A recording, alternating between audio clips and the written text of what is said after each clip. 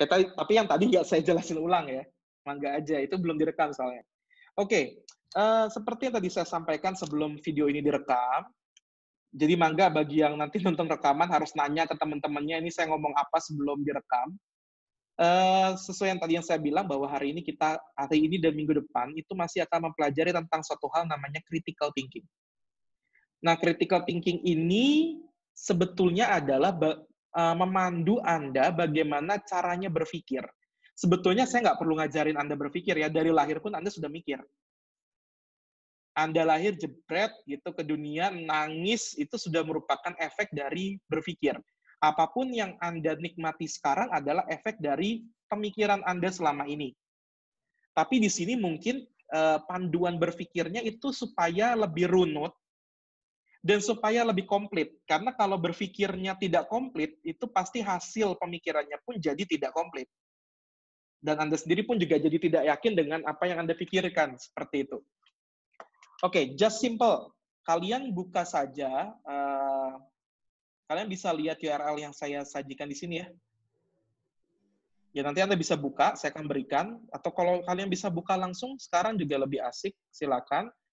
Nah, critical thinking ini tadi seperti saya bilang itu benar-benar mengimprovisasi cara kalian berpikir. Nah, sebetulnya apa sih gunanya ini di dalam riset? Pak, kan berpikir dengan meng-create sebuah proposal itu dua hal yang berbeda. Ya benar, tapi kan untuk bisa menghasilkan proposal Anda harus berpikir ya. Dan ada urutan berpikirnya. Nah, kesalahan umum pada setiap mahasiswa yang mengambil ataupun juga dosen yang meneliti, itu bahkan saya pun juga sebelum ketika memperdalam tentang critical thinking, kita selalu berpikir bahwa sebelum memulai riset, maka kita berpikirnya dari sisi sistematika yang ada di proposal. Jadi saya menganggap proposal itu adalah pertanyaan-pertanyaan atau form-form yang harus saya isi untuk saya mau memulai sebuah penelitian. Dan ujungnya pemikiran saya jadi terkotak-kotak karena memang kalau kita berbicara proposal mulai dari latar belakang masalah, kemudian ada research question-nya atau perumusan masalahnya, dan seterusnya sampai nanti ke sistematika penulisan proposal, itu tidak lengkap proses berpikirnya. Nah, untuk kalian bisa memproduce proposal, maka jangan lihat dulu. Jadi saran saya mulai dari sekarang, jangan lihat dulu sistematika proposal. Tapi justru kita melihat dulu dari proses critical thinking yang kalian bisa lihat di layar sekarang. Ini bisa jelas kelihatannya, Budian? Kelihatan. Atau perlu diperbesar? Enggak, kelihatan sih. Jelas ya, kan bisa dibuka masing-masing. Ya. Oke. Kalau Anda lihat di sini, ada 8 elemen berpikir. 8 elemen berpikir ini adalah foundation dari critical thinking. Jadi anggaplah, sekarang kan ada tema skripsi kalian nih. Kalian sudah calon tema skripsi kalian. Nah, itu kalian harus bisa bertanya, berpikir dari 8 poin berpikir ini. Nah, nanti apa 8 poin berpikirnya saya akan jelaskan sedikit, walaupun nanti Anda akan harus ulang lagi gambar ini maknanya apa, di sini tinggal kalian klik saja. Nanti kalian juga akan lihat muncul di sini penjelasannya apa, contoh pertanyaan yang harus diajukan ke diri kalian sendiri itu apa sebetulnya ini. Ini bisa buat diri sendiri, bisa buat orang lain ya, critical thinking ya. Tapi kan kali ini kalian yang akan memproduce riset, jadi bertanya dulu ke diri kalian, baru nanti kalian bisa bertanya itu ke orang lain, atau orang lain bertanya hal itu ke diri kalian, sebagai orang yang risetnya. Oke, poin yang pertama, sebuah penelitian yang baik, ataupun proposal, atau apapun judulnya, kalau saya di sini riset aja lah, seperti itu harus Anda lihat dulu point of view. Apa maknanya point of view? Cara pandangnya, perspektif pandangnya. Anda memandang sebuah kasus itu berdasarkan sudut pandang siapa? Paling simpel gini, ketika kita berbicara padi, tahu padi semuanya di sini ya? Padi yang ada di sawah. Kalau saya bertanya ke Anda dari seorang lulusan informatika, kira-kira kalau ada kata padi atau ada gambar padi nih di depan kalian, itu di otak kalian terbesitnya apa ya? Ayo, dijawab. Makanya saya minta ini tolong diaktifkan suaranya. Tumbuhan padi, Pak. Gambar tumbuhan padi. Gambar tumbuhan padi. Iya, gambar tumbuhan padi, Anda mikirnya di otak Anda apa? kalau saya misalnya tiba-tiba memperlihatkan Anda gambar padi seperti itu? Pikirannya itu Pak buat makanan pokok Pak. Jadi si padi itu tuh buat makanan pokok kita sehari-hari gitu. Oke, saya terima dulu. Yang lain silakan. Gambar padi nih. Bagaimana Zaidan saya mungkin? membuat sebuah sistem untuk bisa istilahnya mengolah padi itu lebih cepat. Oke, kamu berbicara berarti mengoptimasi proses padinya mungkin menggunakan IoT ya. Ya, IoT. Gunakan IoT untuk bisa mempercepat proses pertumbuhan padinya. Oke, good. Yang lain silakan. Ada lagi? Mamun mungkin? Gambar padi nih. Kalau ngomongin detailnya sih Pak, mungkin lebih ngomongin detail padi mungkin warnanya coklat gitu, bentuknya ya kecil gitu, hanya mungkin sama oleh burung pun bisa dimakan gitu sih Pak. Siap. Kita bahas tadi pernyataan Mas Ferry, Mas Zaidan, sama Mas Mamun. 3 pernyataan itu sebetulnya tidak ada yang salah. Cara berpikir Ferry tidak salah, cara berpikir Zaidan tidak salah, cara berpikir Mamun tidak salah. Ketika kita bilang padi, ada yang ngebayanginnya bagaimana cara mengoptimasi pertumbuhan padinya, ada yang ngebayangin padi as a basic food yang kita harus makan sebagai national food ya. Kemudian juga Mamun bilang tadi lebih kebayang ke fisik dan segala macamnya. Oke, simple. Tidak ada yang salah. Tapi kalau kita bilang point of view-nya dari seorang lulusan informatika, maka pernyataan Ferry dan pernyataan Mamun salah. Kenapa? Kalau kita memandang beras atau padi sebagai makanan pokok, itu sudut pandangnya Bulog atau sudut pandangnya mungkin Menteri Pertanian, yang memang dia bertugas untuk itu. Menteri Pangan atau apalah, saya nggak terlalu paham kalau dari segi itu. Kalau untuk Mamun, point of view-nya itu dari segi biological-nya, tampilannya seperti apa, warnanya, segala macam, tingginya mungkin diukur. Itu benar, tapi point of view-nya lulusan biologi, bukan lulusan informatika. Zaidan mengatakan bahwa, saya kebayang IoT nanti buat bantu istilahnya menyuburkan si padinya. That's good. Itu point of view yang tepat dari seorang informatika. Bisa jadi nggak tepat? Bisa. Pemikiran Zaidan bisa jadi nggak tepat. Kalau saya bilang point of view-nya, ini saya jauh lebih spesifikan ya, point of view-nya tolong dilihat berdasarkan data mining. Pemikiran Zaidan jadi salah. Tapi kalau secara point of view informatika, tidak salah. Benar Zaidan ya? Karena IoT is a part of informatics. Benar nggak? Dia ada di information technology, salah satunya ada IoT. Ya IoT itu memang supposed to help the growth of si padinya itu sendiri. Benar nggak sih? Tapi kalau kita berbicara data mining, maka di otak kita mungkin saja kebayangnya kira-kira umur padi itu bakal bisa saya panen di hari keberapa ya? Saya bisa manen padi itu berapa banyak ya tahun sekarang? Kemudian saya bisa ngelihat nih padi ada berapa jenis klaster. Misalkan ini ada padi yang mungkin saja tumbuhnya cepat, tapi misalkan si bulir padinya berisinya sedikit. Kan kita ngebayangin dari segi hal yang berbeda. Jadi, riset pun sama. Tema Anda itu bisa jadi salah, bisa jadi benar, tergantung point of view-nya. Nah, the big problem is, yang point of view-nya itu ada di penguji proposal Anda, atau di pembimbing atau penguji Anda nanti. Nah, makanya tugas Anda sendiri bertanya dulu, Anda itu point of view-nya apa?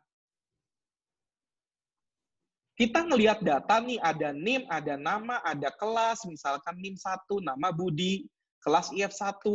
Kalau kita ngelihatnya dari sisi struktur data atau point of view struktur data, maka yang harusnya ada di otak kalian sebagai lulusan informatik adalah, ini kira-kira kalau saya mau nyimpan datanya, struktur data yang tepat apa ya?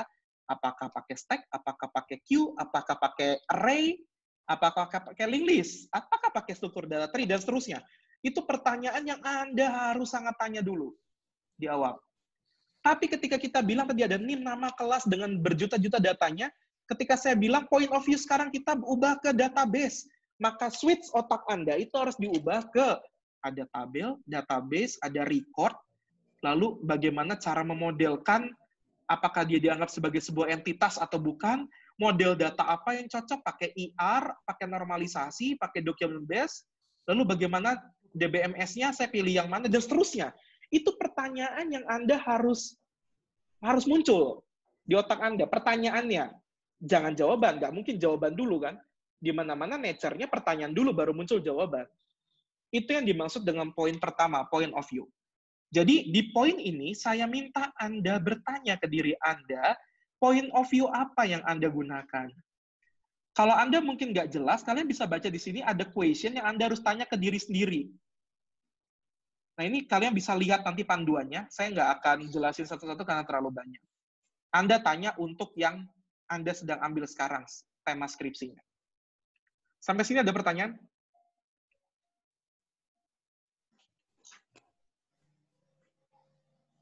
Jelas ini? Jelas, Pak. Oke, sip. Bagian kedua dari proses atau elemen berpikir adalah purpose. Kalian harus punya tujuan berpikirnya. Saya mikir gini buat apa ya? Contoh kalian punya tema nih. Misalkan kayak kemarin redesign apa-apa segala macam, purpose-nya apa? Tujuannya apa? Dengan Anda melakukan Anda maksudnya apa dulu? Kan intention dulu ya. Intention reveal ke tujuan nantinya seperti itu. Maksud Anda begini, dengan maksud begini, Anda mau ngapain? Mencapai apa? Nah, itu Anda harus tanya. Supaya apa? Supaya nanti Anda bisa memperkirakan hasil akhirnya. Nanti ada di bagian elemen berpikir yang lain, kita juga harus sudah bisa membayangkan konklusi atau kesimpulan akhirnya seperti apa. Itu yang harus dimiliki. Pertanyaannya ya ini aja tadi. Dengan apa yang sudah kamu punya sekarang, entah tema, entah pun juga proses, itu kamu mau ngapain sih sebetulnya? Karena kalau Anda nggak bisa men-statement itu, riset Anda jadi percuma. Atau bisa jadi salah sasaran. Contoh misalkan tujuan Anda itu adalah menghilangkan data yang duplikat. Tapi tema Anda itu justru berbicara data mining. Ini kan dua hal yang salah ya. Data mining itu punya tujuan. Kalian lihat tujuannya untuk apa? Sama nggak dengan tujuan yang ingin Anda capai?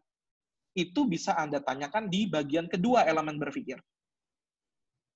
Pertanyaan berikutnya, kalian bisa baca sendiri apa yang harus ditanyakan. Dan nanti Anda coba bertanya ke tema Anda sendiri, tujuannya apa? Nggak perlu dituliskan secara kompleks seperti proposal, tapi mungkin bisa dibikin semacam snapshot aja dalam bentuk slide yang jauh lebih sederhana. Kemudian, yang ketiga adalah buat pertanyaan. Pertanyaan apa yang Anda mau jawab nantinya di dalam riset yang Anda bangun? Nah, ini kenapa tadi saya bilang tolong lupakan dahulu proposal, karena kalau di proposal urutannya adalah rumusan masalah dulu, baru maksud dan tujuan. Sementara di elemen berpikir, justru tujuan dulu yang harus ditanya, baru research question-nya. Ini saya menginfuse pemikiran computational thinking, critical thinking di dalam doing a research ya. Ini saya langsung implementnya ke research aja seperti itu ya, walaupun CT itu bukan hanya untuk research seperti itu. Nah, pertanyaannya harus jelas. Anda mau menjawab pertanyaan apa sih? Misalkan gini, data mining nih, Anda pengen data mining klasifikasi untuk memprediksi apakah orang tersebut akan mati muda atau tidak gitu. Nah, kira-kira pertanyaan risetnya apa gitu? Misalkan, apa benar ya dengan data mining saya itu bisa ngejawab pertanyaan yang tadi? Apakah benar data mining bisa menebak apakah orang itu mati muda atau tidak? Kalau benar bisa menebak, berapa akurasinya? Itu kan research question. Dan tahap ketiganya memang dari critical thinking adalah question at issue. Jadi bertanya, menciptakan pertanyaan ke diri Anda sendiri. Sebetulnya, pertanyaan apa yang ingin Anda jawab di sebuah proses berpikir? Riset itu sebuah proses berpikir. Jadi Anda juga harus bisa bertanya nantinya di riset Anda itu sebenarnya pertanyaan apa yang mau Anda jawab. Kalau yang redesign, kalau gua ngeredesign bakal lebih bagus atau enggak ya? Atau malah pengen bertanyanya adalah, kalau aku redesign, berapa ya waktu yang dibutuhkan orang untuk menjalankan suatu transaksi misalkan di media apa seperti itu. Nah, ini pun juga jadi hal yang Anda harus banyak tanya seperti itu. Sehingga nanti ada sebuah rumusan pertanyaan yang bisa mengcover pertanyaan-pertanyaan kecil tadi. Jadi biarkan otak Anda berpikir dari pertanyaan-pertanyaan kecil dulu, nggak masalah. Kemudian dari pertanyaan-pertanyaan kecil itu coba Anda bikin yang generalnya, yang umumnya, itu kalau dijadikan satu statement pertanyaan, dijadikan satu questionnya apa sih? Karena statement different with questions ya. Itu apa? Kemudian yang ketiga, kalau sudah tahu Anda mau bertanya apa, pertanyaan apa yang mau Anda jawab nantinya di akhir riset Anda, yang berikutnya, dapetin informasinya. Ini penting. Bahkan sedari awal proposal dibuat. Karena ingat, riset dan proposal adalah produk dari berpikir. Konsekuensi dari Anda berpikir yaitu adalah tadi, proposal dan riset tadi. Nah, di sini informasi kalian harus kumpulin datanya. Ya, saya nggak perlu ngajarin lagi data, ada data primer, ada data sekunder, itu kan sudah diajarin di metodologi penelitian. Tapi yang ingin saya kemukakan di sini adalah, coba cari data yang bisa mensupport pertanyaan Anda tadi, sehingga nanti Anda pun punya dasar dari apa yang Anda sendiri ingin jawab di riset Anda. Contoh, kalau misalkan Anda tadi pengen bawa tentang data mining.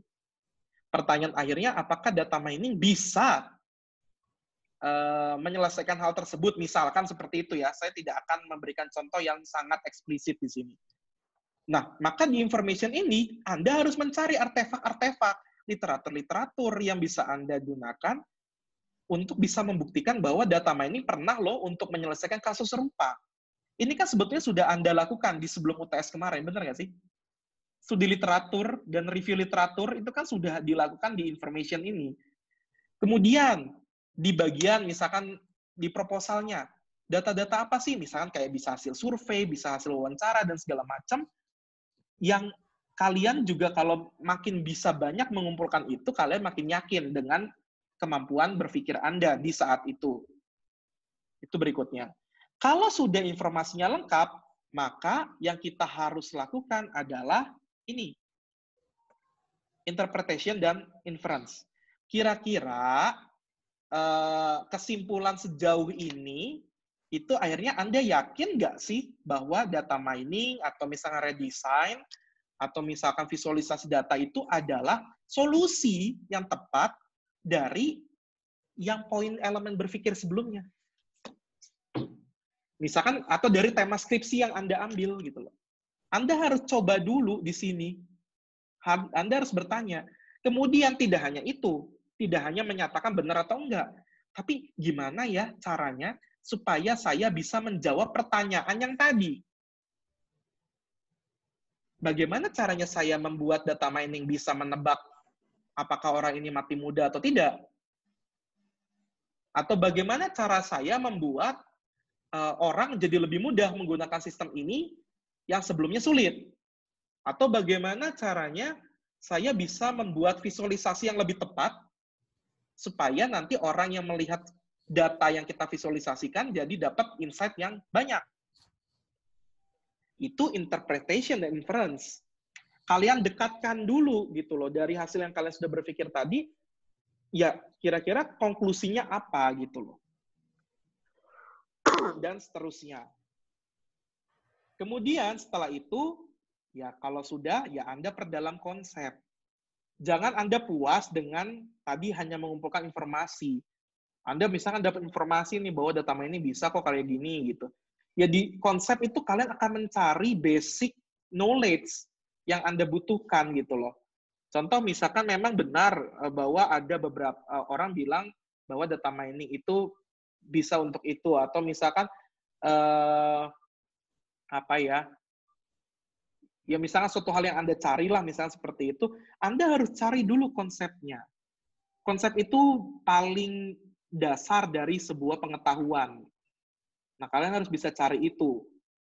Misalkan misalkan teori apa yang mendukung, kemudian hipotesa-hipotesa apa yang ada sebelumnya, itu juga bisa Anda cari. Kemudian batasan dari tema itu tuh apa sih? Jangan sampai nanti Anda disuruh sama penguji Anda, kamu data warehouse sama visualisasi ya, nurut-nurut aja. Padahal ternyata data visualisasi dan data warehouse itu dua konsep yang berbeda. Nah, sebetulnya konsep teori ini akan mendukung Anda ke poin nomor 1 tadi, ke point of view. Dengan konsep Anda akan mengenali point of view. Kalau dulu ketika Anda belajar database, konsep database, maka point of view Anda hanya sekedar bagaimana, apa itu database, kemudian bagaimana cara membentuk database-nya. Pendekatannya bisa pakai relasional, bisa pakai normalisasi, atau bisa pakai apapun lah. Lalu Anda belajar bagaimana membentuk IR, itu konsep. Lalu dari konsep itu bisa Anda mendapatkan point of view. Kebayang nyampe sini ya? Tapi ketika Anda misalkan belajar data mining, walaupun data mining itu ada kata datanya, tapi secara konsep kan beda, benar nggak sih? Dia konsep untuk apa itu beda dengan database. Memang dia adalah istilahnya apa ya, subset dari si database. Tapi kan subset itu punya spesifikasi yang berbeda. Otomatis point of view Anda nambah dong. Yang tadinya hanya database, sekarang jadi tambah. Misalkan ada data mining. Oh, ada benda yang sebetulnya memang database, tapi database ini bisa digunakan untuk sesuatu gitu loh. Nah, berarti harus ditambahkan sesuatu. Nah, sesuatunya apa? Itu berarti point of view nambah di sini. Kemudian yang berikutnya adalah cek asumsinya.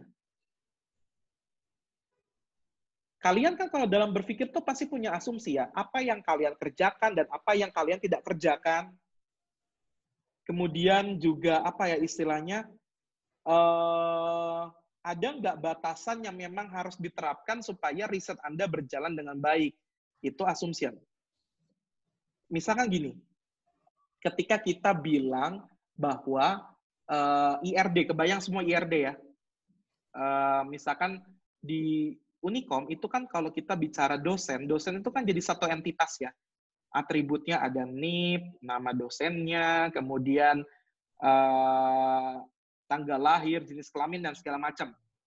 Tapi ketika kita berbicara masuk ke point of view-nya Unicom itu punya dua hal spesifik dari sebuah entitas dosen, yaitu dosen tetap dan dosen LB, di mana memang harus dipandang secara spesifik.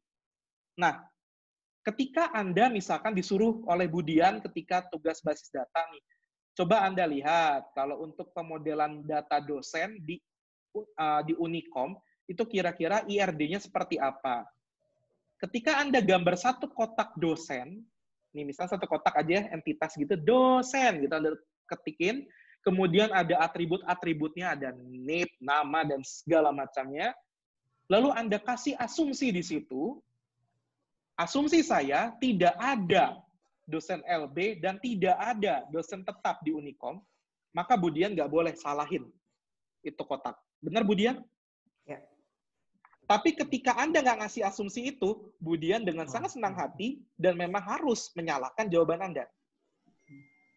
Kebayang sampai sini? Contoh berikutnya, DFD. Kalian pernah bikin DFD semuanya ya? Pernah lah ya, sekali ngeliat bentuknya walaupun nggak pernah bikin mungkin.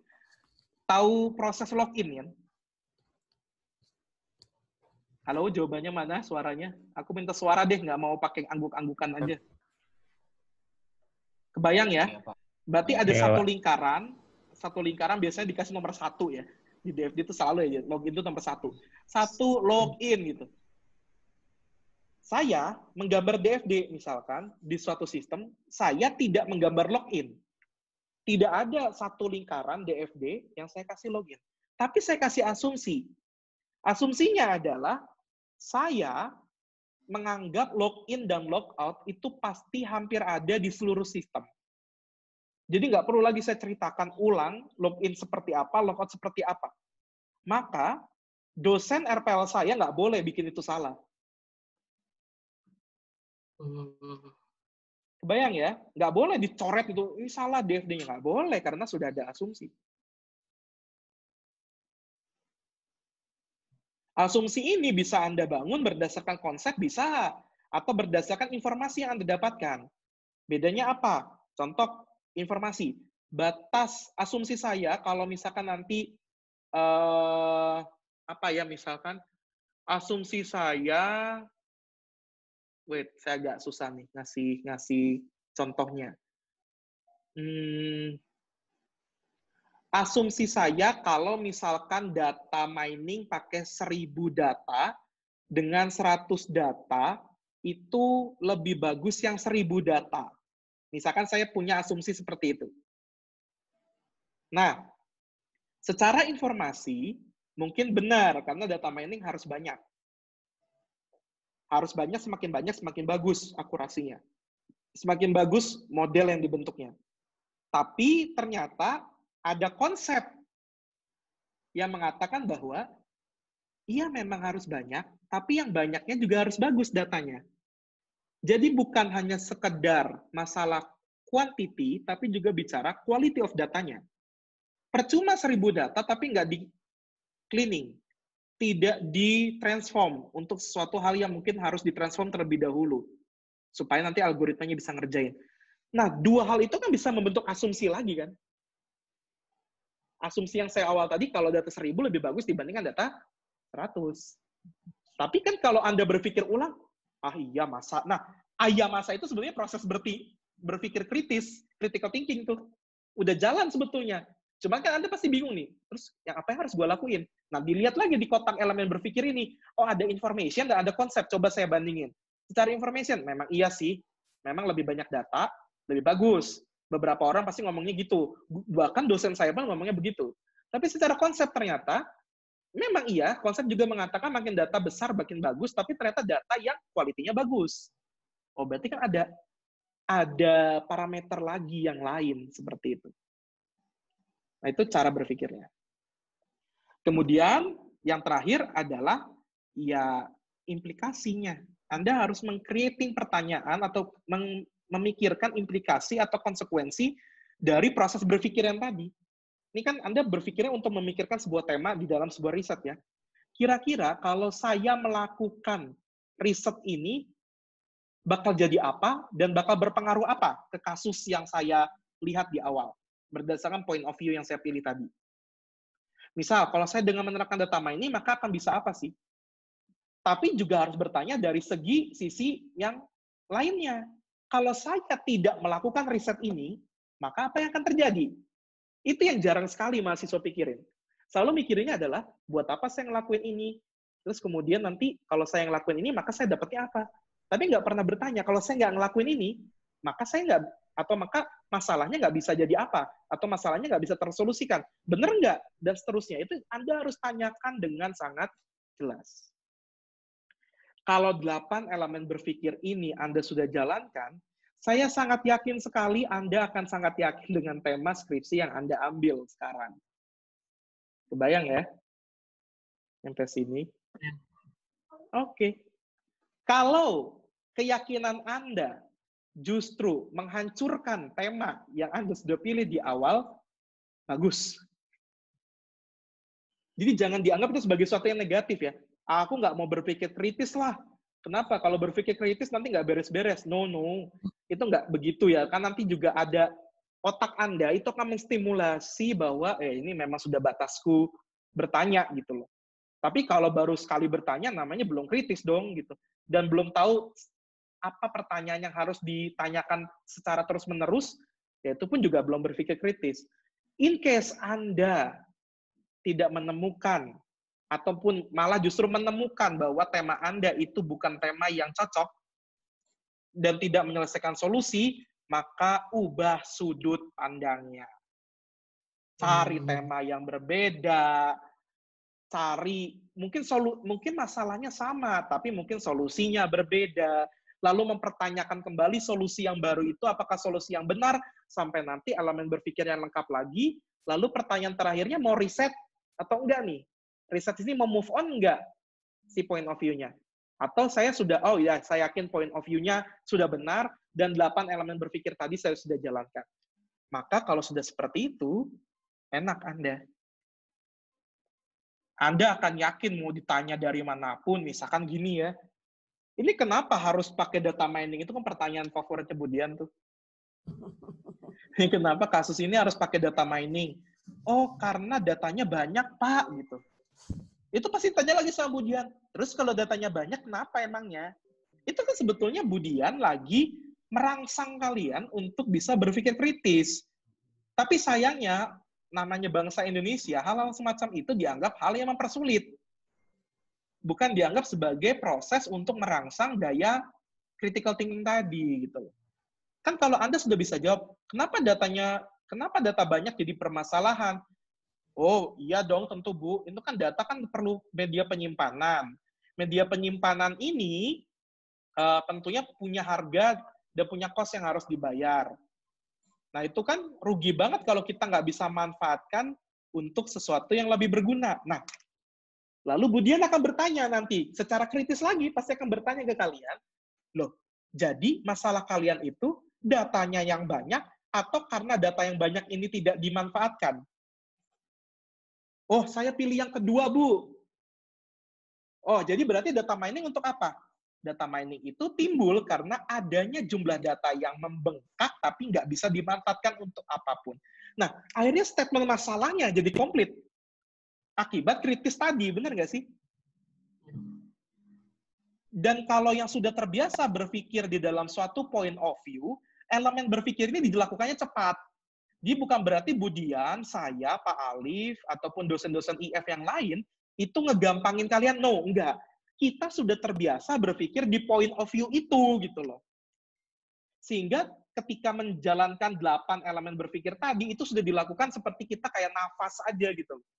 Nah, itu terkesannya oleh mahasiswa, gila ya, belum dilihat macam-macam, cuma dilihat latar belakang masalah, ini proposal gue ditolak, gitu.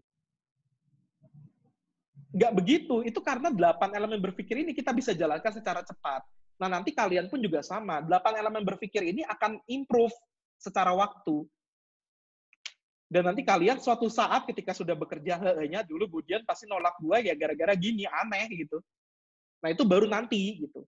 Nah, makanya saya rangsang dari sekarang supaya kalian bisa berpikir kritis. Minimal untuk ke diri kalian sendiri, sebelum nanti orang lain yang berpikir kritis tentang Anda dan tema yang Anda bangun. Sampai sini, ada pertanyaan? Selesai kalau untuk elemen berpikir di critical thinking-nya.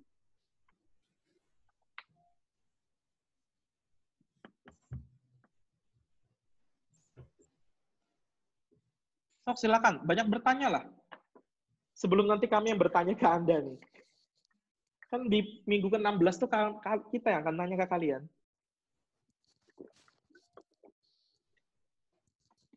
Pak, sedikit nambahin mungkin ya, Pak. Oh, boleh, Mangga, Budian. Silakan. Hanya menambahkan sedikit aja buat mahasiswa.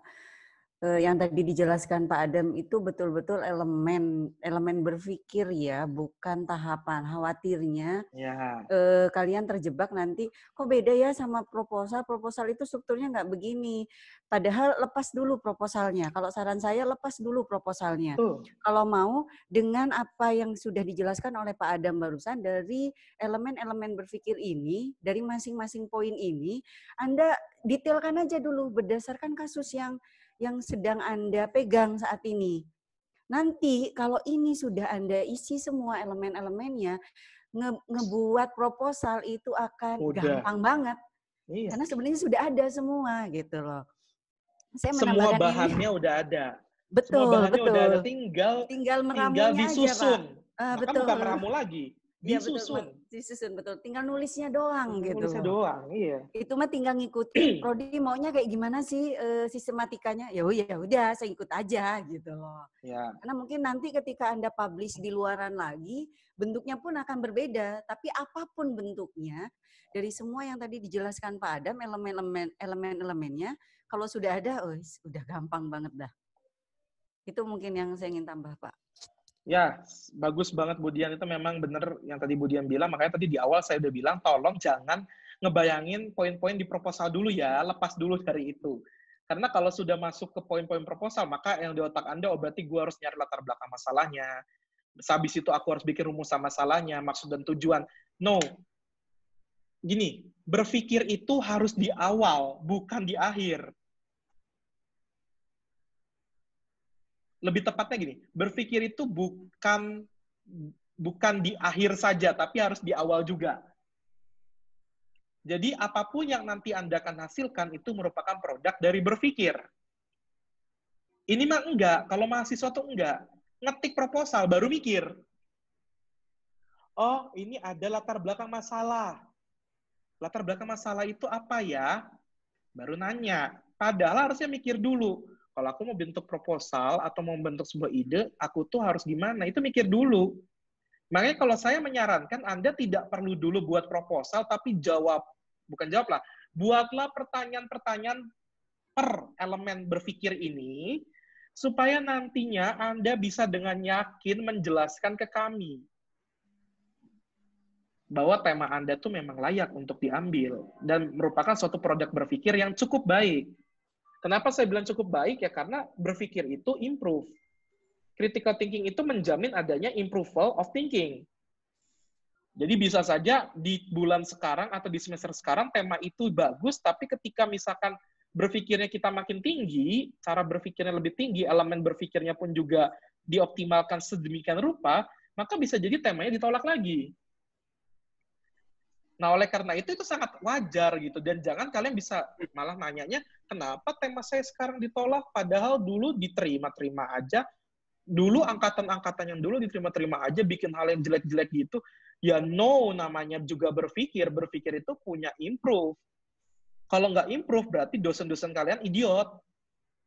Mau punya dosen-dosen idiot kan nggak mau kan? Justru harusnya senang punya kemampuan berpikir dosen yang makin tinggi gitu loh.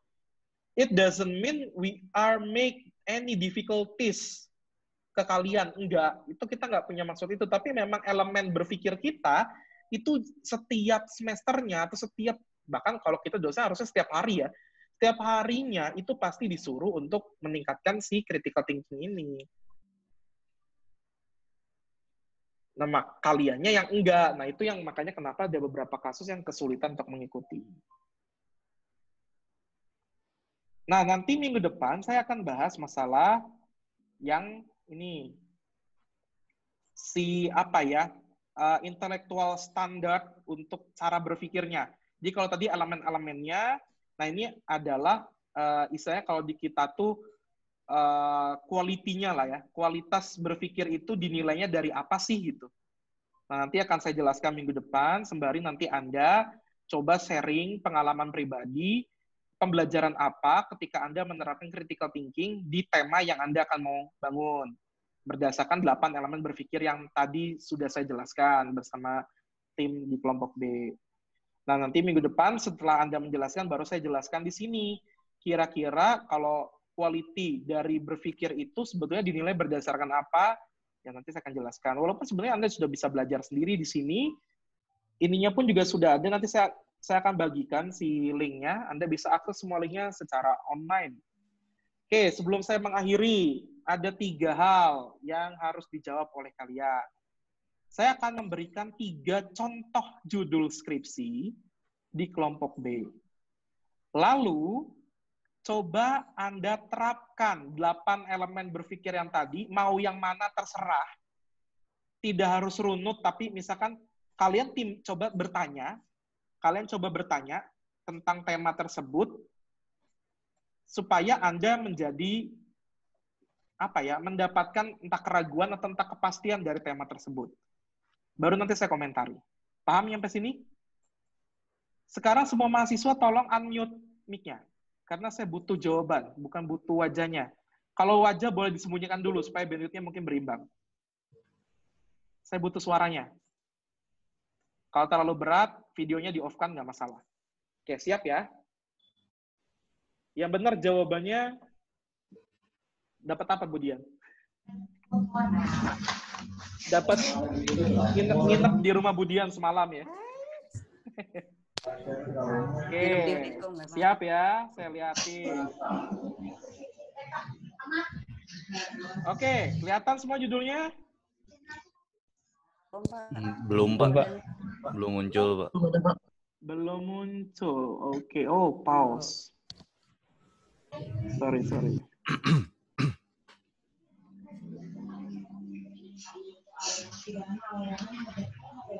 Oke. Semua share. Oh, sorry. Ini harus di new share lagi. Nah, kelihatan sekarang? Belum, Pak. Belum ada, Pak. Belum, Pak. Belum. Belum ada? Nah, ada, Pak. Baru, Pak. Ada apa yang muncul? Desain aplikasi Oke, Bukalapak. sekarang marilah kita menerapkan critical thinking. Jadi anggap kalian yang menjadi penguji dari mahasiswa yang ambil judul ini. Oke, saya, Budian, Pak Varian, Pak Alif akan diam. Coba kalian komentari. Komentari dengan cara bertanya ya. Bukan mengomentari ini jelek, ini bagus, no. Bertanya. Karena nanti berpikir itu muncul akibat bertanya. Silakan.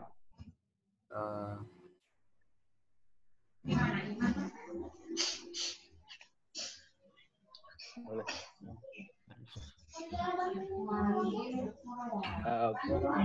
Boleh, Pak, bertanya. Boleh, sok nanya apa aja. Kenapa aplikasi Bukalapak harus diredesain gitu, Pak? Karena kalau berdasarkan berdasarkan yang saya tim UX Bukalapak tuh udah benar-benar banyak gitu. Kenapa masih desain gitu? Karena dengan banyaknya orang. Sore ini siapa yang menjawab nih? Siapa yang menjawab? Mungkin banyak. gini, mungkin yang tidak menjawab di mute dulu supaya gangguan suaranya tidak terlalu banyak masuk. Yang menjawab saja yang di unmute. Tadi saya menjawab Reza ya? Siapa? Atau Yusri? Halo, yang tadi menjawab siapa? Budian, yang tadi menjawab siapa, Bu? Enggak ke detect. Yang tadi menjawab siapa? Mamun bukan? Saya nanya, Mamun ya? Ya, Mamun ya? Ya, Nah, Mamun. Itu pertanyaan bagus, Mamun. Itu berarti kamu menjalankan perspektifmu, point of view-nya dari segi, kamu pasti kan nyetel otak ya langsung di situ ya, bahwa point of view saya berarti sekarang ada di desain interaksi atau UI dan UX. Kebayang ya? Iya, Pak. Kemudian kamu tambahkan elemen berpikir tadi di situ berupa informasi. Kamu punya informasi bahwa jumlah UX designer di Bukalapak itu banyak. Iya, Pak. Dari situ otak kamu merasakan geli-geli enak gitu, yang menimbulkan pertanyaan, ngapain lo harus redesign aplikasi Bukalapak? Lo sendirian ngerjain skripsi. Sementara Bukalapak itu untuk bikin desainnya dikerjain tim. Masa iya kerja tim lebih bagus, kerja perorangan lebih bagus dari kerja tim? Itu sudah jadi pertanyaan yang kritikal.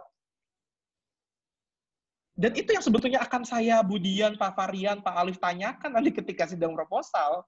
Ketika nguji kalian pasti akan nanya. Nah, tapi nggak boleh berhenti di sini. Proses berpikirnya nggak boleh berhenti di kenapa aplikasi Bukalapak harus diredesain gitu.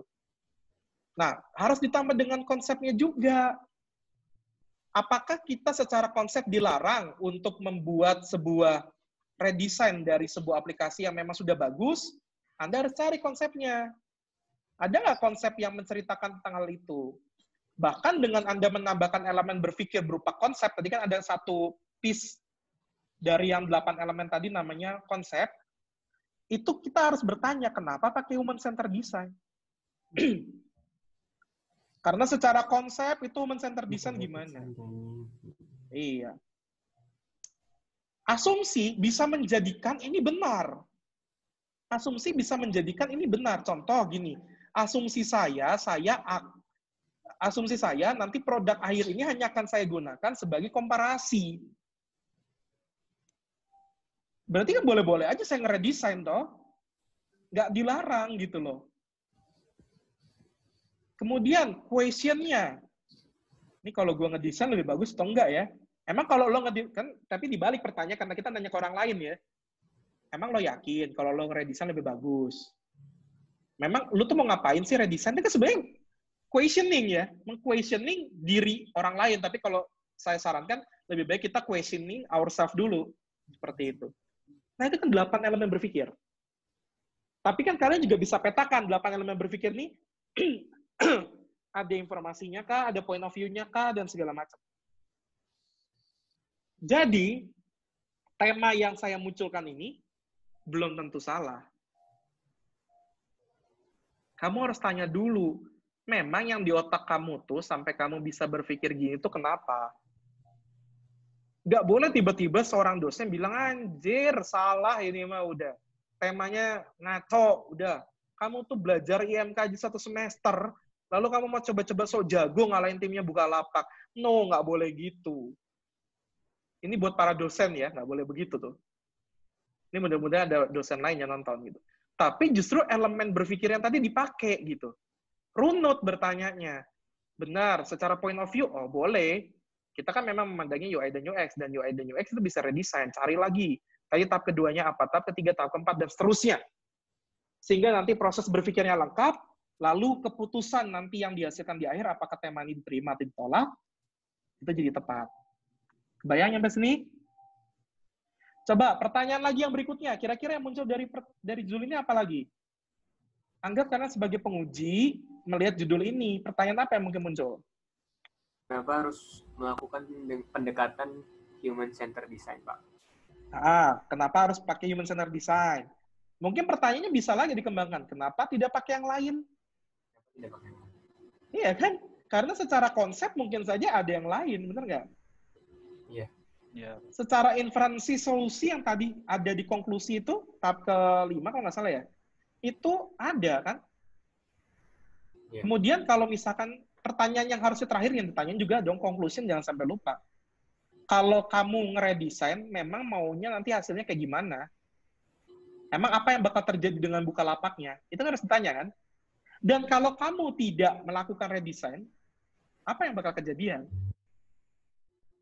Itu harus ditanya. Jadi, banyak hal yang bisa ditanya dari sebuah judul ini. Jadi pertanyaannya saya tanyakan lagi ke kalian. Apakah tema ini bisa diterima? Atau ditolak? Coba, sekarang Anda yang jadi reviewer proposal nih. Terima atau tolak nih judul ini?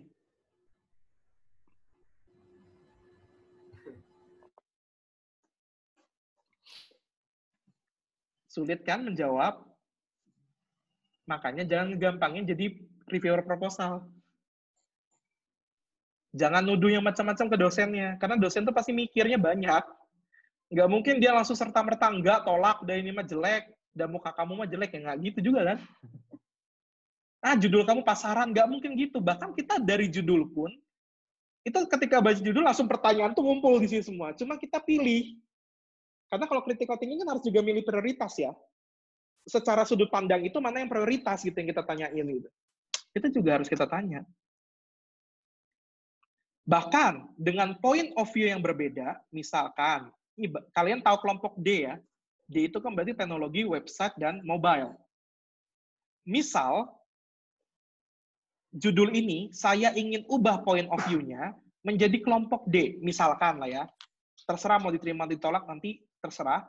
Tapi kalau kalian minta ini diubah menjadi kelompok D, kalian gimana bikin judulnya?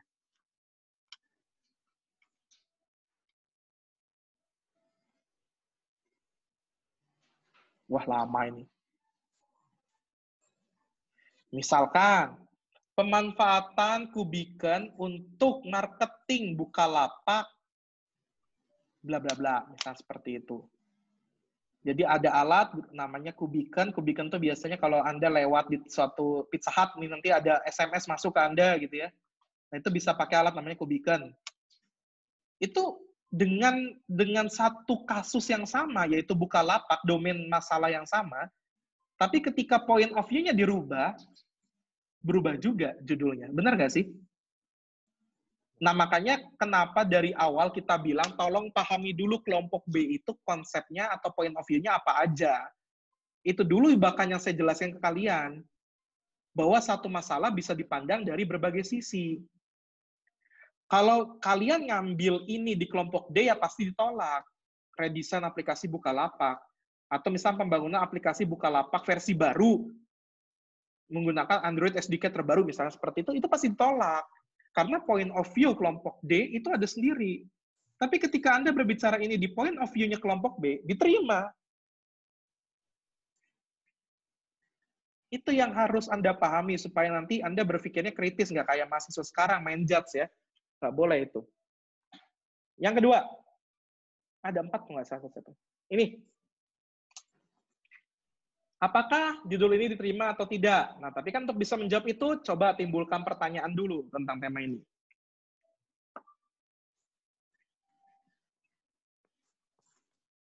Budian, Pak Varian juga boleh loh.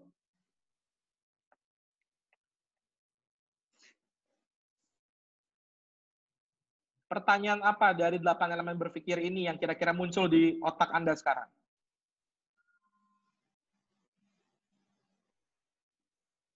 Saya Pak, boleh Pak? Boleh dong. Ini Pak, kenapa harus di Bank Indonesia emang datanya bisa didapetin? Kenapa harus di Bank Indonesia? Karena menurut informasi yang kamu dapat, data di Bank Indonesia sulit didapatkan. Good. Udah jadi satu pertanyaan tuh. Pertanyaan berikutnya, masih banyak ini. Ini Pak, keuntungannya Pak, dengan melakukan keuntungan ini melakukan data mining pada Bank Indonesia, apa sih keuntungan yang didapatkan oleh Bank Indonesia? Kalau penelitian itu tidak dilakukan, apa kerugiannya gitu? Soalnya kan ini Bank Indonesia gitu, senternya Bank Indonesia gitu. Jadi pertanyaannya sebenarnya simpel ya, Bank Indonesia memang butuh apa dari data mining ini gitu ya? Memang masih butuh fraud detection gitu ya? Iya. Oke. Kok nggak ada yang nanya, Pak, itu apa? Fraud detection itu apa? Itu nggak ada yang nanya. Emang fraud detection apa? Sok, saya tanya.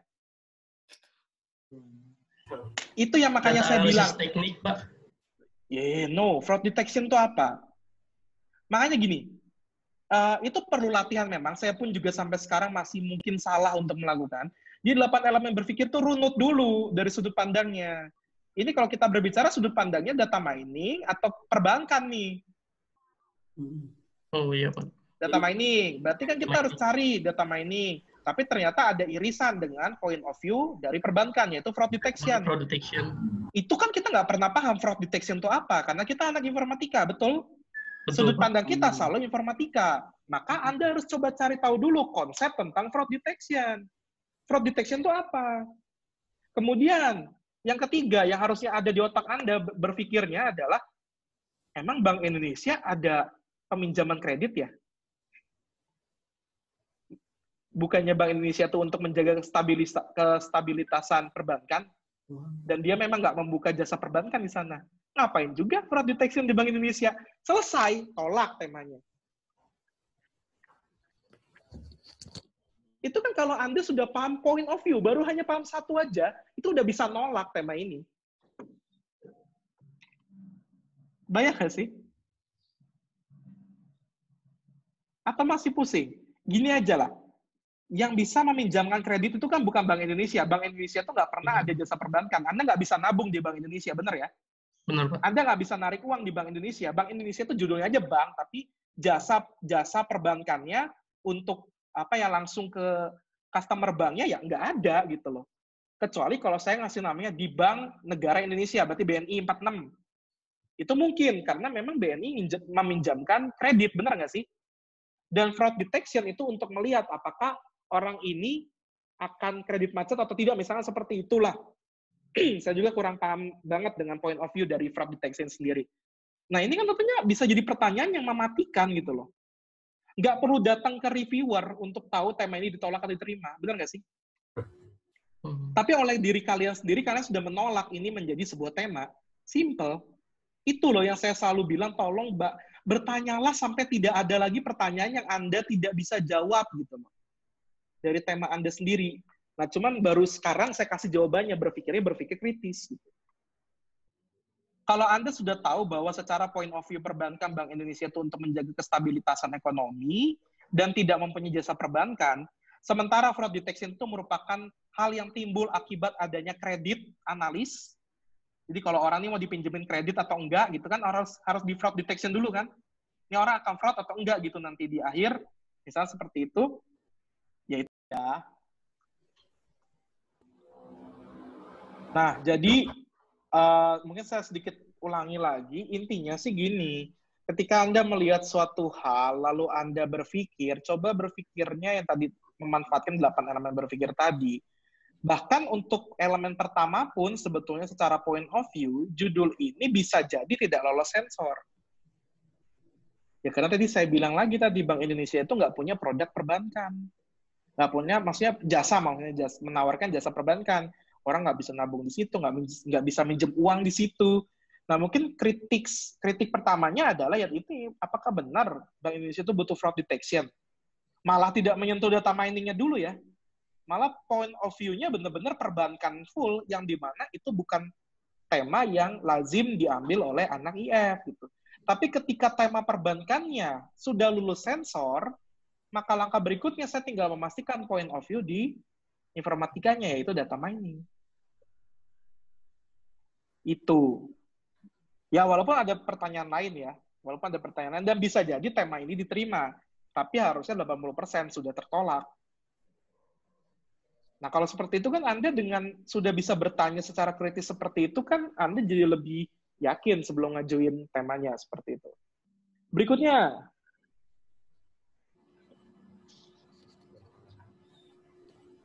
Ayo, dikritisi. Pak Kang Unikom. Ya, ayo Budian. Pak, izin bertanya, Pak. Boleh. Kenapa harus sebuah warung nasi itu harus pakai data warehouse? That's good. Padahal mungkin data warehouse-nya Mas Reza nggak terlalu tahu secara konsep mendalamnya ya. Iya, Pak. Tapi minimal di otaknya Mas Reza, data warehouse itu kan after sistem informasi secara konsep, bener nggak? Iya. Setelah kita bangun sistem informasi, maka kita bangun data warehouse. Loh, ngapain Babe bikin data warehouse ya? Memang Babe sudah punya sistem informasinya. Itu critical thinking. Yang diperkuat secara konsep. Elemen berpikir konsep. Karena apa? Secara konsep, data warehouse itu ada di layer kedua sampai layer ketiga di piramida sistem informasi. Layer pondasinya dia nggak ada. Nah, kalau pondasinya aja nggak ada, ngapain kita bangun yang layer kedua dan layer ketiga? Kalau dia nggak punya sistem informasi, kita nggak akan mungkin membangun data warehouse. Atau andaikan bisa dibangun pun sulit.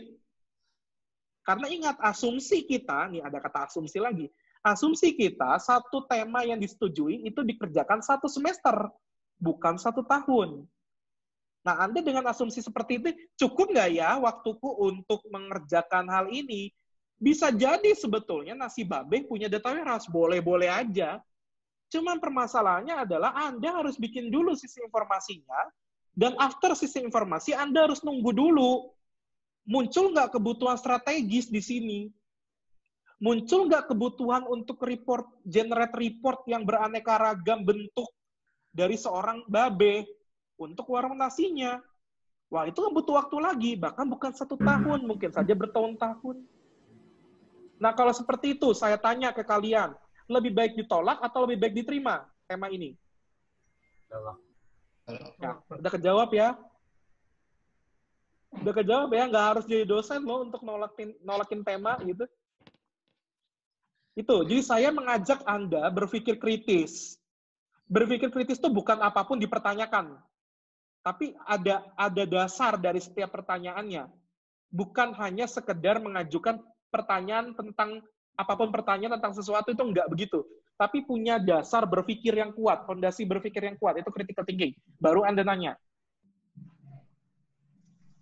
Saya berharap di sini ada anak BEM harusnya yang ikut. Supaya nanti anak BEM-nya bisa mengedukasi teman-teman yang lain.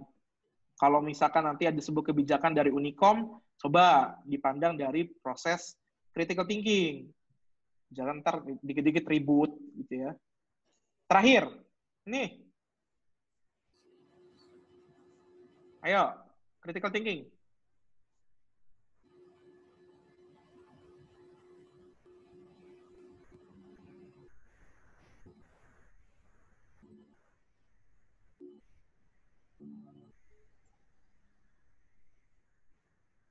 Bertanya, Pak.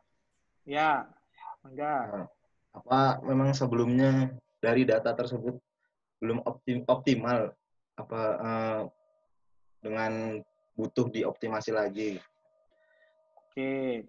Berarti Mas Reza nanya apakah apakah belum optimal? Kalau belum optimal, buktinya apa? Benar nggak? Iya. Ya, berarti mempertanyakan dulu kan di situ sebetulnya secara information-nya. Iya. Iya, critical thinking di bagian konsep information-nya. Kemudian, kalau kita mau bertanya lagi di point of view secara pemerintahan atau secara data lah, misalnya kita melihat point of view secara data. Mau kita membuat apapun, datanya harus available dulu kan? Datanya harus ada dulu kan? Baru kita bisa bikin visualisasi data, benar nggak sih? Kita mau memvisualisasi apa kalau datanya nggak ada? Anda tanya dulu, emang benar Jawa Barat punya open data? Kalau pertanyaan pertama aja udah nggak lolos sensor, ya sudah, tema ini hancur. Walaupun keren judulnya. Walaupun secara konsep benar. Walaupun secara question, risetnya bisa kebentuk. Secara inferensinya bisa kebentuk. Secara implikasinya bisa kebentuk. Benar ya? Tapi dengan satu pertanyaan yang hanya bertanya di satu sisi elemen berpikir, yaitu informasi, memang ada Jawa Barat punya open data? Kalau jawabannya tidak ada, Pak, berarti tema ini ditolak atau diterima? Ayo dijawab. Ditolak. Sudah simple. Terkesan mudah menjadi seorang reviewer, tapi sungguhlah sulit sebetulnya menjadi kami di sisi reviewer. Oleh karena itu, tugas seminggu ke depan, Anda sudah punya tema, buatlah judul dari tema tersebut, dan berdasarkan permasalahan yang sudah kita pernah bicarakan sebelum-sebelumnya, lalu coba buatlah pertanyaan dari 8 elemen berpikir, per masing-masingnya harus ada, contoh dari point of view, kalian bertanya apa terhadap tema tersebut, kemudian jawab oleh Anda sendiri. Nanti formatnya mungkin akan saya buatkan bentuk tabelnya supaya kalian tidak bingung lagi. Kalian tinggal gunakan template, walaupun sekali lagi namanya template itu bisa diubah, bisa di-custom, tapi minimal proses dasarnya sudah saya sediakan. Minimum hal yang harus di-deliverable-nya ada. Nanti saya kasih linknya ke Anda, template-nya ikuti, lalu kalau bisa kerjakannya di Google Docs atau di online documents. Boleh pakai Microsoft Word, tapi tolong di-upload ke OneDrive, seperti itu. Supaya nanti ketika minggu depan sharing, Anda sharingnya bisa langsung dari browser, tidak harus buka lagi aplikasi. Bayang ya? Oke, saya ingin Anda bertanya ke saya, kemudian ke Pak Varian tentang materi hari ini. Silakan. Ayo, banyak bertanya.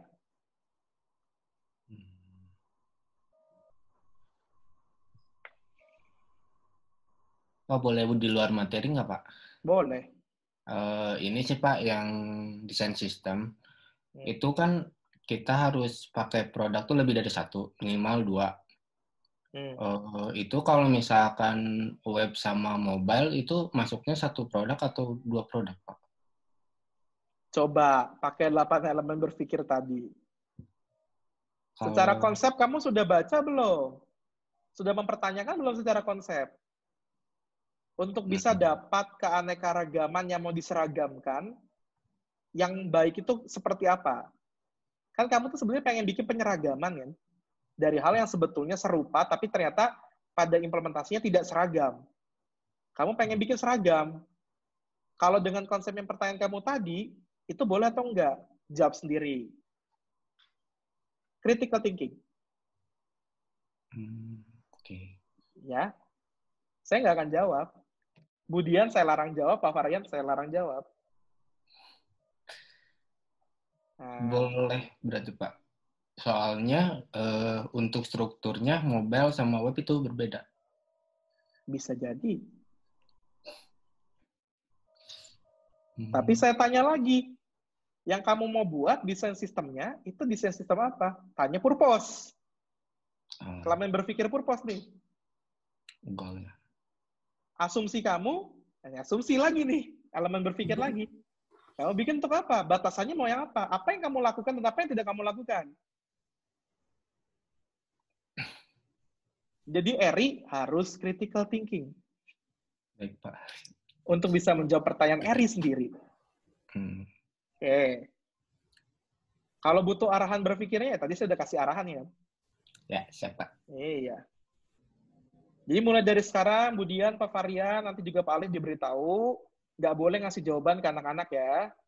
Kasih critical thinking-nya, poin-poin critical thinking-nya. Kalau belum paham, nggak masalah, baca lagi. Critical thinking-nya, link-nya nanti udah dibagikan ya kalau di kelompok dosen ya. Oke, yang lain. Nanya, ayo. Jangan takut.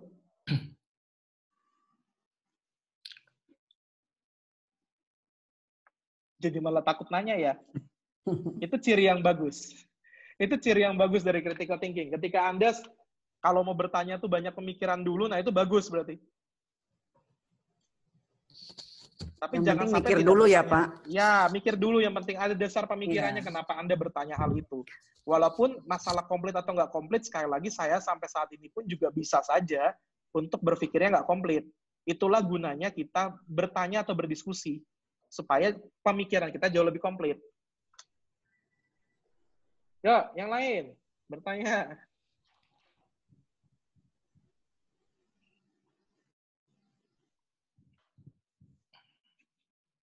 Takut kan, Bu? Jadinya, Bu.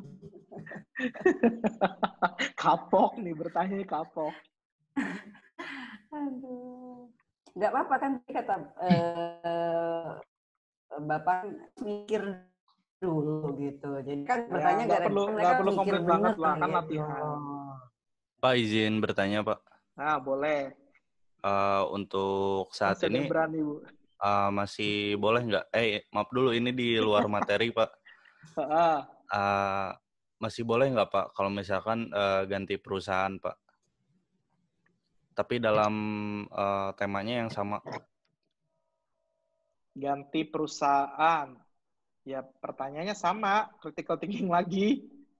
Secara informasinya, bisa lengkap atau enggak, selengkap yang lama? Insya Allah bisa sih, Pak. Serupa, point of view-nya? Sama, Pak. Sama, ya wes. Kamu udah bisa jawab sendiri, kan? Kirain masih nggak sempet gitu, Pak. Pertanyaan besarnya adalah, apakah kamu mungkin untuk dapat datanya selama pandemi? Pandemi kita tuh sampai nanti akhir tahun kita masih pandemi secara sistem. Sistemnya sistem pandemi, tapi walaupun pandeminya bisa aja selesai di sebelum akhir tahun. Tapi sistem belajarnya kita masih daring sampai nanti semester baru. Sudah keluar keputusannya, jadi semester ganjil depan pun kalian daring. Sudah keluar keputusan dari Kemendikbud, tapi nggak tahu juga kalau diubah lagi ya. Nah. Baik, Pak, terima kasih. Ya. Kebayang nggak sih ya, ini udah proposalnya daring, nanti skripsinya pun daring. Iya, udah harus siap, hidup kayak begini udah harus siap. Tapi menurut aku ini momentum buat kalian belajar integritas. Jadi kalian sendiri yang ngukur waktu, oh iya waktu saya tuh dari 24 jam saya harus pakai untuk apa, itu integritas. Kalian akan gunakan untuk yang baik-baik saja, untuk ngapain, ngembangin diri, dan seterusnya. Itu which is good. Kalau selama ini kan kita atur ya, kalian jam sekian harus masuk kelas apa, di ruang berapa. Kalau sekarang Anda bebas mau belajarnya kapan aja, Anda mau tidur juga bebas, belajar sembari tidur juga bisa bebas. Ini saya nggak tahu apa yang Anda pakai sekarang, Anda nggak pakai celana pun juga saya nggak tahu. Itu kan uniknya belajar daring kan? Dan saya nggak tahu ini yang lagi off videonya, apakah masih dengar atau enggak, saya nggak tahu. Tapi bagi saya, secara pemikiran itu bukan masalah. Jadi nggak perlu saya pikirkan jauh-jauh. Ya kalau mahasiswa tidak mau dengar, ya nggak masalah. Kalau siapa, karena gini, ada momentum yang mahasiswanya memang susah internet, terus saya harus paksain begini kan nggak bisa juga. Makanya saya rekam. Itu aja intinya. Ada lagi? Ada, Pak. Oh. Itu, Pak, kan dari ke-8 elemen ini tuh nggak harus ngurut gitu ya, Pak? Atau runut? Sesuai. Runut. Karena kalau kamu salah milih point of view aja ya udah salah.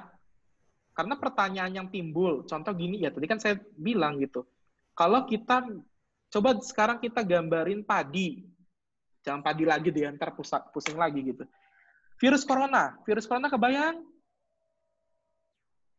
yang bentuknya cantik, ada mahkota-mahkotanya gitu ya, cantik banget ya, tuh virus gitu. Coba kita bilang dari point of view kedokteran. Maka yang terbayang oleh Anda, corona itu apa? Virus. Harus ditemuin vaksinnya. Berarti risetnya itu di area vaksin. Betul? Pertanyaannya, bagaimana, atau misalkan vaksin seperti apa yang cocok untuk mengalahkan corona? Atau adakah obat alternatif yang bisa menghancurkan si virus cantik itu? Benar? Ya. Oke. Kita ubah point of view-nya. Informatika. Risetnya boleh nggak yang tadi? Nggak boleh. Nggak sesuai. Bolehnya apa? Membuat semacam di corona memang virus. Saya tidak belajar tentang virus, tapi ternyata corona itu bisa dikurangi dampaknya dengan physical distancing. Saya di informatika tuh mengenal sebuah sensor untuk mengenali jarak dari sensor tersebut ke sensor yang lain. Berarti saya bisa manfaatkan, saya bikin sebuah sensor yang nanti sensor itu dipegang per masing-masing orang. Sensor itu akan bergetar kalau sensor tersebut berdekatan dengan sensor-sensor lainnya di jarak 100 cm. Informatics. Point of view-nya beda. Tapi kalau kamu nggak runut, kamu langsung bikin research question. Gimana caranya meng-create vaksin? Salah nggak? Ya nggak salah. Tapi kan pertanyaannya jadi mundur lagi. Bener nggak sih? Berpikirnya jadi mundur lagi. Ini point of view-nya siapa? Point of view-nya kalian sebagai dokter atau kalian sebagai eskom? Nah, itu juga harus ditanya. Pertanyaannya ini sih, Pak. Jadi kan saya ngambilnya data mart gitu. Yang harus saya lakukan itu apakah saya melihat sudut pandang dari data martnya itu dulu atau dari perusahaan yang akan saya targetkan untuk data mart? Bisa dua-duanya. Domain atau point of view itu bisa dua. Domain kasus dan domain studi, domain tempatnya gitu loh. Domain kasus itu berarti tempatnya. Sama domain knowledge-nya. Domain knowledge itu berarti data mark-nya. Itu harus dilihat secara komplit. Mana yang lebih dulu, itu bukan hal yang sangat, istilahnya, harus ini dulu baru ini, nggak gitu. Tapi bisa dilihat, bisa bersamaan, bisa yang mana dulu, terserah. Karena domain kasus dan domain knowledge itu saling memperkuat. Point of view pun juga sama. Point of view itu ada dua. Point of view secara kasus dan point of view secara knowledge. Ya point of view itu kan domain ujung-ujungnya. Benar nggak sih? Kebayang ya? Oke. Yang lain silakan pertanyaannya.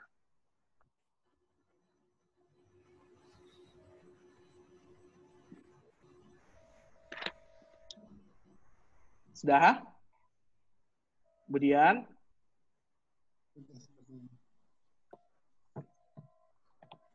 Sudah, Budian, katanya. Halo, Bu. Pak Varian dulu deh. Pak Varian, ada tambahan, mangga, sebelum ditutup. Oke, Pak. Kan tadi juga saya jelaskan sama Budian juga ya. Kalau misalnya dari si skripsi itu kita tidak fokus di penulisan, tapi hanya fokus dulu di pola pikirnya dari mahasiswa dalam melihat satu kasus. Karena penulisan itu bisa dikerjakan juga sampai skripsi kan nantinya. Akan terus diperbaiki sampai skripsi itu juga berjalan. Betul. Lebih tepatnya lagi, skripsi ataupun proposal adalah produk dari hasil berpikir. Jadi berpikirlah dahulu sebelum meng-create produknya. Bayang ya, selalu jadikan apapun produk yang Anda keluarkan itu sebagai hasil dari berpikir. Itu paling penting. Lepas dulu dari suatu kukungan gitu. Kalau kalian langsung lihatnya ke proposal, kalian akan mikirnya, oh berarti gue harus ngisi latar belakang masalah, gue harus isi rumusan masalah, langsung kayak ngisi form aja gitu loh. Gak ada jiwa dan gak ada keyakinan kalian yang cukup kuat untuk tema yang Anda ambil.